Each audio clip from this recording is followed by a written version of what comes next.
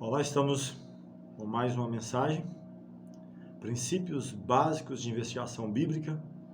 Quero convidar você a termos uma palavra de oração e assim preparar nossa mente, nosso coração para recebermos as bênçãos que o Senhor quer nos conceder. Eterno Deus, bondoso Pai, graças rendemos pelo cuidado, pela proteção e a oportunidade de podermos estudar a Tua Palavra.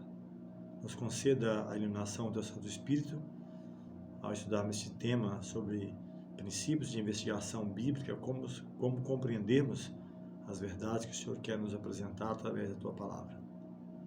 Abençoe a cada ouvinte aqui da 97 e a cada pessoa também que estará posteriormente, que estará acompanhando essas mensagens através do canal do YouTube, que possam ser ricamente abençoadas pelo Senhor. Nos guia a cada dia, essas bênçãos te pedimos e agradecemos em nome de Cristo Jesus. Amém. Princípios básicos de investigação bíblica. Temos até o pensamento bíblico: examinai tudo, retende o que é bom. Temos algumas regras básicas nessa ordem hierárquica, de valores. E aí é importante estarmos atentos ao que a palavra nos traz. E é claro que merece, quando falamos da Bíblia, um grau absoluto dos seus princípios de interpretação, instituídos pela própria palavra de Deus, a Bíblia, onde Deus coloca esses princípios. Mas também temos que ver em segundo plano, ou em segundo grau, outros pontos estabelecidos por pessoas idôneas, os profetas, que também nos trazem mensagens que têm o seu peso relevante a isso. E em terceiro ponto também, devemos verificar o produto de origem humana, o próprio contexto histórico, desde que seja fiel aos princípios básicos, e merece também a sua avaliação, as nossas avaliações, e ver se a sua validade ela é irrestrita e universal. Tanto é que os 2 primeiros anos que trabalhamos aqui no 97, trabalhamos mais o contexto histórico dos acontecimentos. Falamos, por exemplo, da profecia que apontava, mas a história confirmava nações que surgiriam como Babilônia, Medos e Persa, Grécia, Roma em 2 momentos. Então é preciso estar atentos a esses pontos.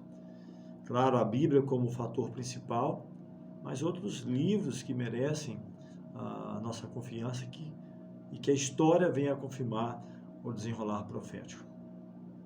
Algumas perguntas vamos trabalhar. E a primeira delas é: onde buscar resposta ou respostas sobre questões de fé, doutrina e profecia? E aí então nós podemos colocar a primeira regra de interpretação, e a qual diz que as Escrituras, a Bíblia Sagrada, Antigo e Novo Testamento, são a infalível revelação de sua vontade, ou seja, da vontade de Deus. Elas constituem o padrão de caráter, a prova da experiência e o autorizado revelador de doutrinas. Então, se você quer saber sobre doutrinas, tanto é que nós nem trabalhamos muito até agora o conceito de doutrinas. Pode isso, não pode aquilo, faz isso, não faz aquilo, mas mais mesmo o contexto histórico da palavra de Deus. E agora, então, entrando nessa linha de profecia, de acontecimentos embasados no contexto histórico do que tem acontecido, nos dando segurança para avançar para o futuro. Como mencionamos, tempo do fim, tempo de intervenção e resgate final, ou preparar para a volta de Jesus. E quero trazer para você, sempre, a nossa mensagem é embasada na palavra de Deus, principalmente, e em alguns outros livros também, no contexto histórico, que tem a sua importância, a sua relevância, mas principalmente a Bíblia. Isaías capítulo 8, versículo 20, está escrito que a lei e ao testemunho, se eles não falarem segundo esta palavra, nunca verão a alva. E aí trago um pensamento do livro O Grande Conflito, página 595, que justamente apoia ou endossa isso que nós falamos. Está escrito que as Santas Escrituras devem ser aceitas como autorizada e infalível revelação de sua vontade. Elas são a norma do caráter e o revelador de todas as doutrinas. E a Bíblia, fechando o pensamento, a Bíblia só como norma de todas as doutrinas e a base de todas as reformas. Então, isso já responderia para nós o fator principal, fundamental, de que a Bíblia, a palavra de Deus, dentro do seu contexto, da sua aplicação, ela deve ser o revelador de doutrina, o separador de águas. Uma outra pergunta, quem sabe, poderia surgir: qual deve ser o estado ideal do pesquisador, tanto emocional, intelectual ou, sobretudo, espiritual? A mim, que, quem sabe, estou pesquisando para estar passando para você, ou você mesmo que queira pesquisar, queira se aprofundar na palavra de Deus, por onde começar, quais livros?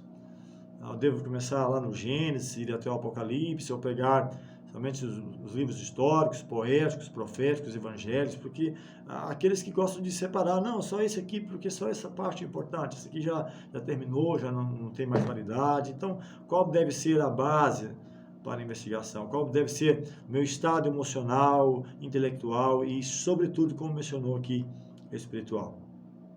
Queremos trazer a segunda regra de investigação e baseado ou embasado no Evangelho de João, capítulo 3, versículos 5 a 7. Se alguém não nascer de novo, não pode ver o reino do céu. Então é fundamental o novo nascimento, a transformação. Em Jó, capítulo 14, diz que o homem nascido de mulher de bem pouco tempo, cheio de inquietação, passa muito rápido como a erva. O livro, a carta, 1 Coríntios, capítulo 2, versículo 14, diz que, ora, o homem natural não compreende as coisas do Espírito de Deus, porque lhes parecem loucura e não pode entendê-las, porque elas se discernem espiritualmente. Então, fundamentando mais aquilo que nós falamos sobre o Evangelho de João, capítulos 3, versículos 5 e 7. A segunda regra fala que a docilidade e submissão da criança é o verdadeiro espírito do aprendiz, daquele que de fato quer aprender. O livro ainda também, Grande Conflito, página 599, diz que devemos devotar a dependência de Deus e sincero desejo de saber a sua vontade. Cheguemos-nos com espírito humilde e dócil para obter conhecimento do grande Eu Sou. Ainda no livro Grande Conflito, página 599. Então, docilidade da criança, de ser dependente, de entender, de aceitar aquilo que o Senhor quer trazer para nós. Trazendo um comentário sobre a segunda regra de interpretação, do que está escrito também em 1 Coríntios, capítulo 1, versículo 2 a 14, aqui nos informa que apenas pessoas entre leigos e teólogos, não só de um lado ou de outro, só teólogo ou só leigos, não, tanto leigos quanto teólogos, que forem profundamente transformadas, nascidas de novo, verdadeiramente convertidas, só essas estarão capacitadas para compreender a Bíblia, a palavra de Deus. Então não é simplesmente, igual eu já ouvi algumas vezes, olha, eu tenho faculdade, eu fiz teologia, eu sou PhD, eu tenho doutorado. Não é simplesmente isso. Os mestres de teologia nos dias de Cristo o entregaram para ser crucificado pelo poder dominante, o poder romano na época. Então não é simplesmente ter cursado uma faculdade de teologia, ou simplesmente pensar que Deus só vai falar também com aqueles que, quem sabe, como os discípulos, né, pescadores, homens simples. Tem que ser pessoas também que não tenham, que sejam humildes. Não, os dois lados, tanto leigos quanto teólogos. É preciso ter nascido de novo, ser humildes para entender e compreender a palavra de Deus. Então esta regra, ela sugere que o estudante deve estar vazio de si mesmo, de toda forma de egoísmo, de orgulho, esse estado de neutralidade, de isenção, de uma nova avaliação de conceitos, quem sabe já estabelecidos. E isso aqui nos faz lembrar uma antiga afirmação de um pensador, né, desconhecido, onde ele fala que neutralidade é uma mulher que assiste uma luta entre morte, ou que pode levar à morte, entre o seu marido e um urso, e ela incentiva: vamos marido, vamos urso. Ou seja, se é que pode, né, aplicar essa neutralidade, ela está falando: vai marido, mas vai urso, quer dizer, os dois, incentivando os dois, e que eles que se resolvam, né, quem é que vai ganhar. Então ele está falando que neutralidade seria mais ou menos essa ideia, não chegar com um pensamento já pré-estabelecido, colocar a minha ideia daquilo que eu quero que seja.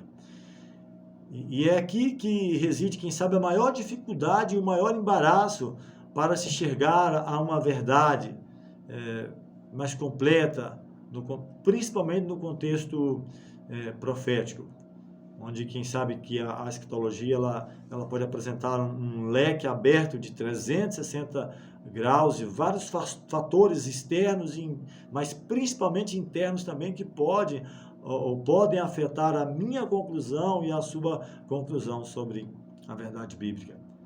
Então, as situações tais como, quem sabe, a ausência de absoluta sinceridade, minha ou tua, de ser sincero naquilo que eu estou buscando, de sensatez, quem sabe de algumas preferências e indisposição pessoal.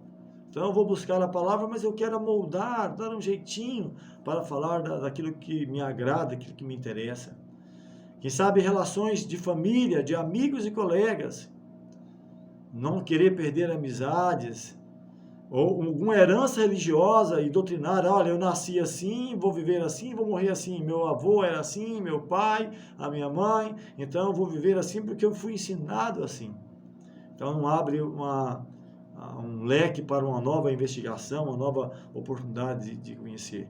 Quem sabe uma visão limitada, uma visão parcial ou unilateral. Culto, quem sabe, a tradição, é o que eu acabei de falar.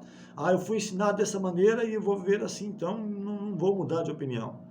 Culto, quem sabe, a própria imagem. Paulo chega a dizer: há muitos dos quais eu digo chorando, cujo Deus é o ventre que só pensa nas coisas terrenas. Somente aqui, não consegue ver o que está adiante. Quem sabe, espírito de fuga da verdade e da responsabilidade. Então poderíamos aqui enumerar diversas situações que podem impedir de termos uma real compreensão da palavra de Deus.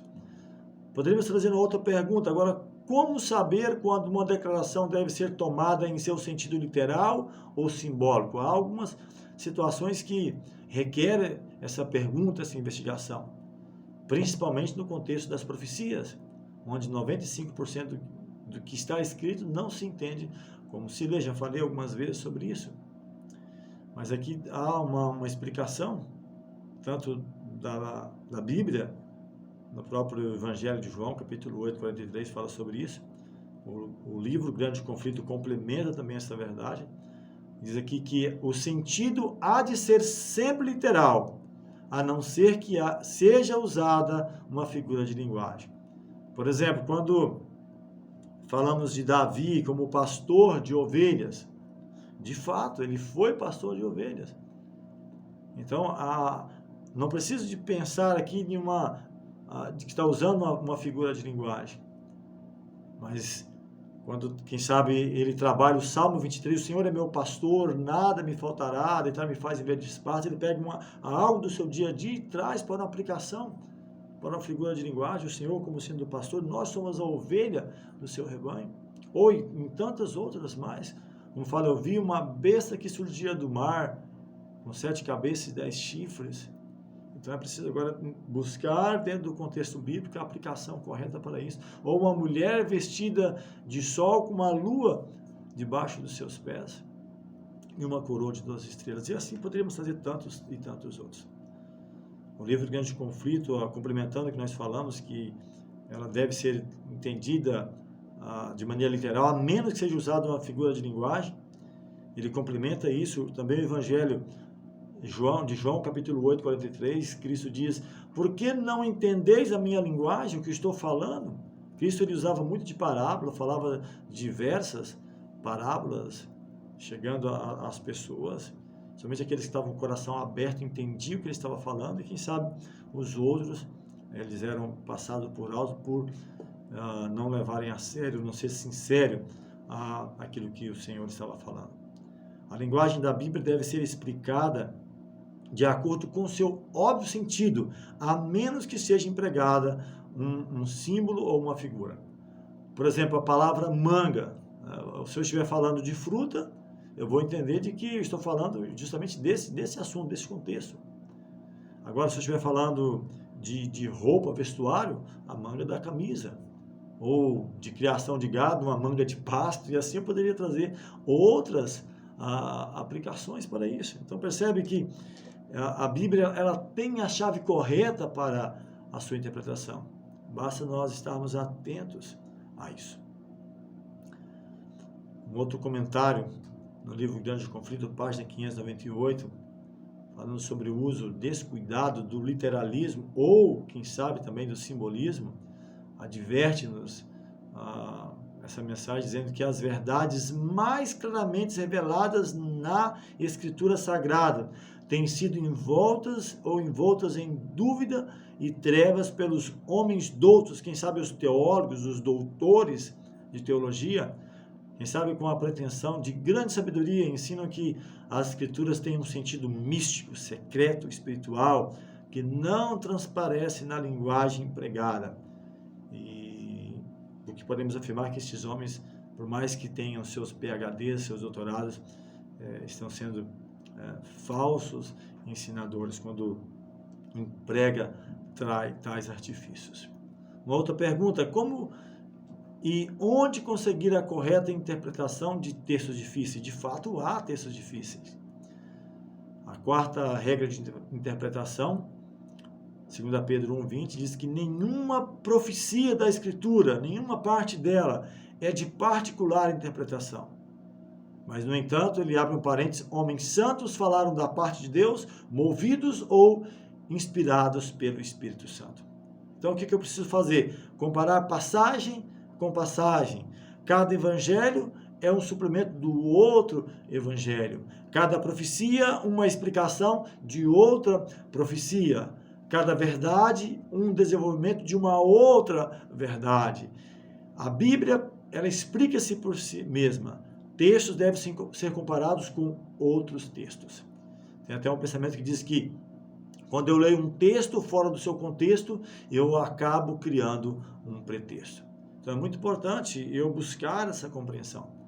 O próprio livro de Daniel, eu trabalhei 16 temas, aqui no primeiro ano que trabalhei aqui no 97, onde falamos sobre profecia, é claro, mais no contexto histórico, mas comentamos, onde o próprio Daniel, ele mesmo, no decorrer que ele foi escrevendo o livro, ele foi tendo novas revelações.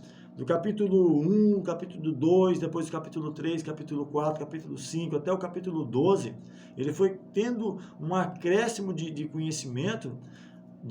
O capítulo 7, por exemplo, ele revela detalhes do capítulo 2, onde no capítulo 2 de Daniel, ele interpreta os sonhos de Nabucodonosor, que ele tinha visto uma estátua, com 4 tipos de metais diferentes.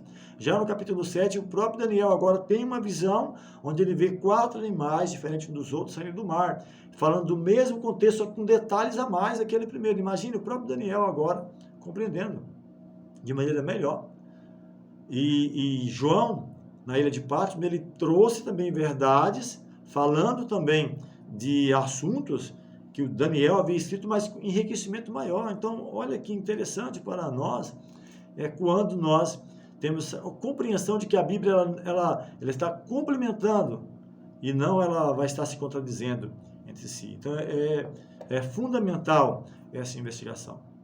Agora, outra pergunta surge: são tantas interpretações divergentes, como saber qual é a correta? Porque um diz que é isso, outro diz que é aquilo, e agora? O que é a verdade? Aqui temos um texto, eu até falei ele a princípio,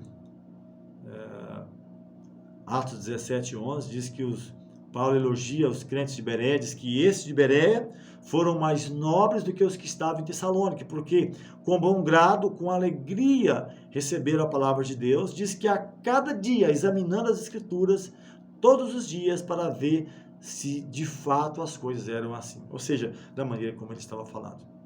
Então, a cada domingo, quando eu estou trazendo aqui uma mensagem, uma verdade bíblica, então o que você deve fazer?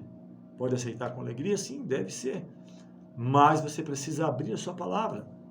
Seja a Bíblia física mesmo, se você tiver aí no seu celular, o aplicativo com a própria palavra, você pode pesquisar. Eu acabei de mencionar, 17:11, vai lá verificar. Será que é de fato isso mesmo que Paulo escreveu? Ou falou, na verdade, né? Mas quem escreveu foi Lucas, que os crentes de Bereia foram mais nobres porque eles aceitaram com alegria e foram ver se de fato era assim. Então é importante isso, verificar por nós mesmos, não ficar simplesmente ouvindo que alguém, meu pastor, meu líder, meu professor, meu pai, minha mãe, meu esposo falou, então eu preciso ver por mim mesmo. Então devemos formar nossas opiniões por nós mesmos, examinar por nós mesmos. E aqui já vem o comentário da própria, a quinta regra de investigação, que é justamente essa investigação própria, pessoal, que ela é intransferível. A inspiração justifica a razão porque devemos examinar pessoalmente a Bíblia e formar nossas opiniões por nós mesmos, visto que você e eu devemos responder por nós mesmos perante Deus. Senhor, eu não compreendi bem por causa disso, daquilo. Não, cada um vai responder por si mesmo. Deus vai dar oportunidade suficiente para que você tenha condição de responder por você mesmo. Então temos que todos nós comparecer perante o tribunal de Cristo para responder por nós mesmos, por aquilo que tivermos feito ou deixado de fazer. Então isso é algo fundamental e de suma importância entender. Uma outra pergunta: há estudantes da Bíblia que manipulam declarações, frases inspiradas, ou as enxergam ou compreendem, quem sabe, da sua maneira. Agora, qual é o correto procedimento para a legítima compreensão das afirmações das Escrituras? Então, aqui temos a sexta regra. E o pensamento bíblico também diz que ele reserva a verdadeira sabedoria para os retos. Escudo é para os que caminham na sinceridade, para que guarde as veredas do juízo e conserve o caminho dos seus santos. Então entenderás justiça e juízo e equidade e todas as boas veredas, porquanto a sabedoria entrará no teu coração e o conhecimento será suave à tua alma. Isso está escrito no livro de Provérbios, capítulo 2, versículos 7 e 10. Há um outro pensamento também no Novo Testamento, segunda carta de Pedro, capítulo 3, 16, onde está escrito que o nosso amado irmão Paulo, com a sabedoria que lhe foi dado, diz que ele escreveu pontos difíceis de entender. Então nem tudo que está na Bíblia vai ser tão simples ali na superfície, como quem sabe joias preciosas tem que cavar mais fundo e mais abaixo ali, quem sabe até com maquinário, né? Cavando, procurando, para que você possa encontrar ali o tesouro precioso. Então é preciso cavar, aprofundar mais na palavra de Deus. E diz que há pontos difíceis de entender que os indoutos e inconstantes torcem as Escrituras para a própria perdição. Então, como nós mencionamos, não está tudo ali na superfície, é preciso ir mais além, buscar com oração, com dedicação, com sinceridade. E um outro pensamento aqui, diz que eu e você devemos tomar, quem sabe, um versículo e concentrar nele o espírito, o pensamento, e descobrir o pensamento que Deus colocou ali. O que Deus quer revelar para mim nesse versículo, nesse pensamento? Então deve o estudante, eu e você, aprender a palavra de Deus como um todo, e assim também em partes. Quem sabe ler um versículo inteiro, quem sabe um texto, um contexto, um livro, ou se for preciso toda a Bíblia, toda a palavra de Deus, para chegarmos a uma compreensão daquilo que Ele deseja passar para mim e para você. A sétima regra de interpretação, baseada em João 16, versículo 13, que quando vier o Espírito de verdade, e ele vos guiará em toda a verdade. E aqui diz em Lucas 24, 45, que abriu-lhes o entendimento para compreender as Escrituras. O próprio Cristo fez isso. E ele até menciona: graças te dou, ó Pai, porque ocultaste essas coisas aos sábios entendidos, mas revelastes aos pequeninos. Então nunca deve a Bíblia ser aberta sem oração. Somente o Espírito Santo de Deus pode fazer-nos compreender, quem sabe, as coisas fáceis de se perceber e impedir a mim e a você, quem sabe, de torcer as verdades difíceis de ser entendidas. Então, Cristo, ele prometeu conceder-nos o Espírito Santo. Eu posso orar cada dia para que o Senhor me batize com o seu Santo Espírito, para que venhamos compreender a sua vontade, o seu querer.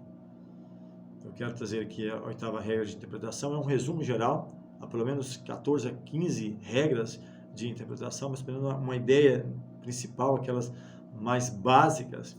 E no decorrer da nossa série de estudos vamos estar trabalhando mais sobre essas regras de interpretação, aplicando elas na própria série de estudos. Mas um outro pensamento, uma outra pergunta, e aplicando aqui agora a 8ª regra: tem a Bíblia como um todo bom livro, quem sabe, uma meta, um objetivo pré-estabelecido na sua composição, dando, quem sabe, um sentido de conjunto e direção? Se você vai ler qualquer livro, ele tem ali uma meta, tem um objetivo, tem um foco. Será que a Bíblia também tem um direcionamento? Para mim, com certeza. E o principal é nos direcionar a Cristo, que é a joia de alto preço. Deve ser o primeiro, o último, o melhor e o mais importante na minha e na sua vida. João 5,39 diz: examinais as Escrituras. Cristo está falando, e quem sabe a princípio até com uma crítica para os próprios judeus. Vós examinais as Escrituras porque julgais ter nelas a vida eterna. No entanto, contudo, não quereis vir a mim para terdes vidas. Então vocês vão estudar, vai lá, querem ter a vida eterna, mas negam, rejeitam a Cristo. Eu até falei há poucos dias, quem sabe, repetindo o mesmo erro da comunidade de Israel no contexto dos dias de Cristo. Porque eles diziam aceitar a lei, mas rejeitaram o Messias. O mundo hoje evangélico, quase no geral, independente de qual religião, eles dizem aceitar Cristo, no entanto rejeitam os seus mandamentos. Quando não rejeita toda a lei dos mandamentos de Deus, mas rejeita, quem sabe, pelo menos um. E é o único dos quais Deus diz: lembra-te do dia do sábado para o santificar. 6 dias trabalharás, farás toda a tua obra, mas o 7º dia é o sábado do Senhor teu Deus. Nele não fará nenhuma obra, nem tu, nem teu filho, nem tua filha, nem o teu servo, nem o teu forasteiro, das tuas portas para dentro. Então nos remete ao Criador, não simplesmente ao judaísmo, ou como alguns até chegam a dizer, ao adventismo. Não é disso. Estou falando daquele que criou todas as coisas. Porque ele fala, porque o Senhor criou, o Senhor estabeleceu. Ele fala em 2 momentos, em Êxodo 20, Deuteronômio capítulo 5. Lembrando também que foste escravo e que eu resgatei do Egito. Eu quero fechar trazendo um pensamento de que a Bíblia, ela deve ser examinada, e aqui tem um pensamento para nós. Lembrai-vos das coisas passadas, diz Deus, desde a antiguidade, que eu sou Deus e não há outro Deus, não há outro semelhante a mim, que anuncio o fim desde o princípio e desde a antiguidade as coisas que ainda não sucederam. Isaías 46, 9 a 10. O tema central da Bíblia, o tema em redor do qual giram todos os outros do livro, é o plano da redenção, assunto que vai ser estudado para a eternidade.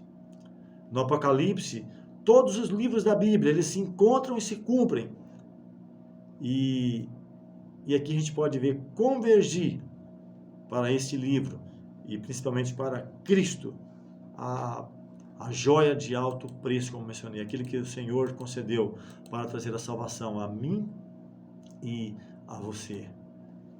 Que assim nós venhamos a cada dia procurar entender, compreender e fazer a vontade do Senhor.